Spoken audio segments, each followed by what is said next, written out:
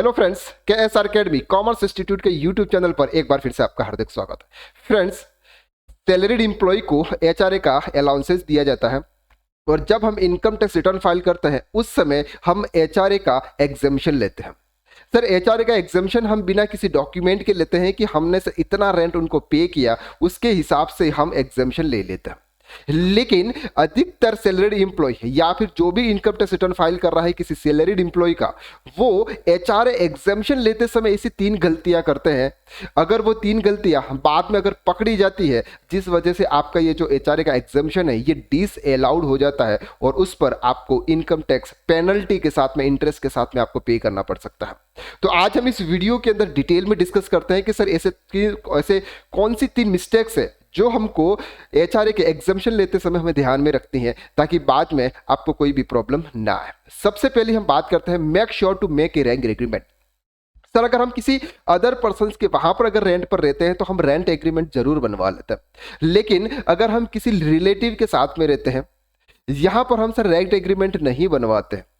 आप बिना rent agreement के अगर आप किसी को रेंट पे कर रहे हो और आप उस समय अगर रेंट का एग्जेम्पशन ले रहे हो तो सर ये सही नहीं है। चाहे आप किसी रिलेटिव के वहां पे रहे या फिर कहीं पर रहे, आपको रेंट एग्रीमेंट बनवाना ही चाहिए।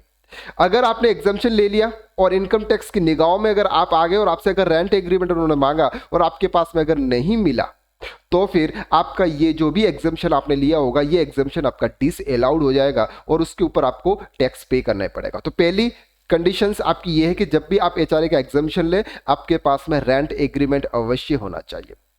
सेकंड, हम बात करते हैं यहाँ पे ऑनलाइन पेमेंट। दैट मीन्स कि हम सर हाउस रेंट पे करते हैं, कभी कभी हम हाउस रेंट पे करते हैं सर कैश में पे करते हैं, लेकिन आपको ये जो भी हाउस रेंट है ये आपको ऑनलाइन पेमेंट होना चाहिए या फिर चेक के माध्यम से करना चाहिए। कैश में पेमेंट आपको हाउस रेंट का नहीं करना है।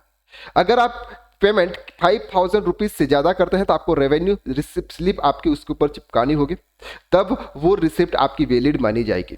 अगर किसी लैंडलॉर्ड को यानी कि आपके जो भी जिससे भी आपने रेंट पर लिया है उनको अगर आप 1 लाख से ज्यादा का ईयरली रेंट पे करते हैं तो आपको उनके पेन की डिटेल भी देनी होगी।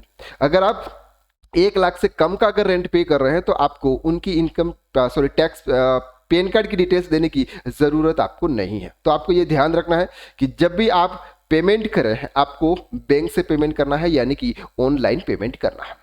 थर्ड पॉइंट की हम बात करते हैं यहाँ पे, जो तीसरी मिस्टेक हम हर कोई करते हैं, must take a rent receipt. Sir, when you deposit the rent definitely get the rent receipt from the landlord. मतलब सर अगर आप अपने रेंट जब भी पे कर रहे हैं आप उनसे रेंट रिसिप्ट जरूर लें। Your employer can prepare on the rent receipt. आपका एम्प्लॉयर आपका जब भी टीडीएस डिडक्ट करता है तो वो रेंट रिसिप्ट के आधार पर करता है। If is this matter reaches the tax department, अगर ये मैटर अगर आपके टैक्स डिपार्टमेंट के पास में चला गया और आपके पास में रेंट रिसिप्ट नहीं हुई, the tax department ask for more evidence. फिर आपसे क्या करेगा सर, और एविडेंस मांगेगा, रेंट एग्रीमेंट मांगेगा, बैंक के पेमेंट मांगेगा। It many cases the tenant pays more than that the rent agreement.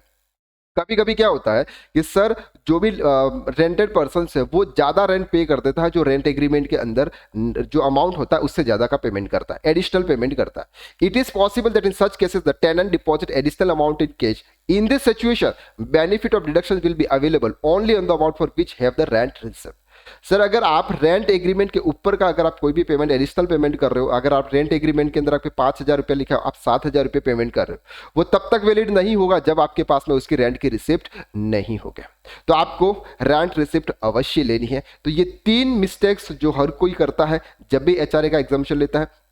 सबसे पहला कि उनका रेंट एग्रीमेंट नहीं होता है, दूसरा वो कैश में भी पेमेंट कर लेता है फिर भी उसका एग्जम्पशन ले लेता है, और अगर उन्होंने 1 लाख रुपए का पेमेंट किया हुआ पेन कार्ड की डिटेल्स भी प्रोवाइड नहीं करते हैं, और तीसरा वो रेंट रिसिप्ट नहीं लेते हैं। यानी कि ये 3 एविडेंस आपके पास में होने चाहिए, तब जाके ही आप एचआरए का एग्जम्पशन ले, अदरवाइज बाद में आपकी ये प्रॉब्लम्स हो सकते हैं। तो आज के लिए बस इतना ही। अगर ये वीडियो आपको अच्छा लगा तो वीडियो को लाइक कीजिएगा, शेयर कीजिएगा, और अगर आपने हमारे चैनल को सब्सक्राइब नहीं किया है तो प्लीज इस चैनल को सब्सक्राइब कर लीजिएगा। Thank you so much.